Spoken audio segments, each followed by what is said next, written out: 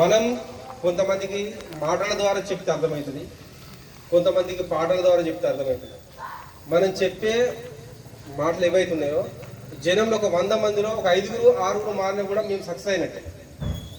ఇంట్లో అమ్మ నాన్నతో ఏ విధంగా ప్రవర్తించాలి, ఈ బయట ఫ్రెండ్స్ తోటి ఎలా ఉండాలి,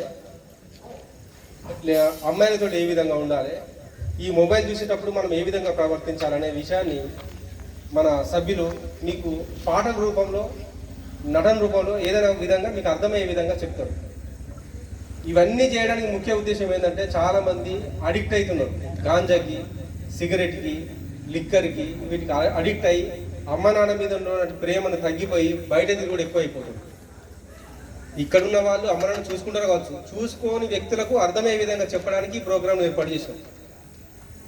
మనం ఈ భూమి మీదకి వచ్చింది అమ్మ నాన్న యొక్క వాళ్ళ ఆశీర్వాదంతో వచ్చినాం. నువ్వు ఉన్నంత వరకు మీరు అమ్మ నాన్నని ఎవరైతే మంచిగా చూసుకుంటారో వాళ్ళు ఈ స్వర్గానికి ఆటోమేటిక్గా పోతాం. గుడికి పోకుండా మంచిదే, కానీ అమ్మ నాన్నని ఎవరైతే సరిగ్గా చూసుకుంటారో వాళ్ళు ఖచ్చితంగా స్వర్గానికి వెళ్తారు. ఆ విషయాన్ని తెలియపరచడానికి మేము ప్రయత్నం చేస్తున్నాం.